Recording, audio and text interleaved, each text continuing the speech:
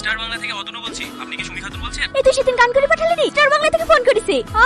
এই hello sir, আমি সুমি খাতুন বলছি।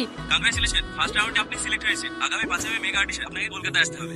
হ্যাঁ স্যার, যাবো। আপনাকে স্টুডিওর অ্যাড্রেস মেল করে দিয়েছি, চেক করে নিন। Thank you sir, thank you. ভালো লাগে স্বপ্নকে, রাতে জাগা স্বপ্নকে, ভালোবেসে মন হারালে এই স্বপ্ন দেখা সত্যি হলে।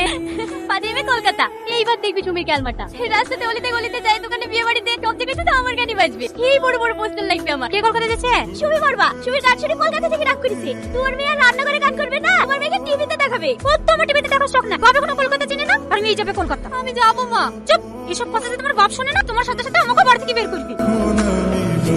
বাড়িতে না জানি যাবি? হ্যাঁ, আর কোনো রাস্তা নাই। এত বড় সুযোগ আমি হাতছাড়া করছি। কালকে রাতে আব্বাকে অনেক বুঝেছি, রাজি হয়েছে না। কেউ সাপোর্ট করে না আমাকে। কেনে ওই সাপোর্ট করার লোক নাই নাকি? ওই যে না তোর বয়ফ্রেন্ড, প্রতিদিন তো তোর সাথেই বসে থাকে। ওকে লিজানা। এই ও কলকাতায় কাজ করে না? হ্যাঁ। এই নাজমা, ওকে ডাক না। এ লাল চাচা পাখি আজকে নিজে থেকে ধরে দিয়েছি। কি হলো, আসো। তুমি আমাকে ভালোবাসো? হ্যাঁ আমি যদি বলি আমাকে কলকাতায় নিয়ে যেতে পারবে? হ্যাঁ, ওনার সাথে পেলে তো আমি চাঁদেও চলে যাবো। এই তো সামনে কলকাতা। হ্যাঁ, চাঁদে যেতে হবে না, এই কলকাতায় নিয়ে চলো তাহলেই হবে। এক্ষুনি? না না, কাল সকাল চলে এসো, বাস স্ট্যান্ডে এসে দাঁড়িয়ে থাকবা, আমি চলে আসবো।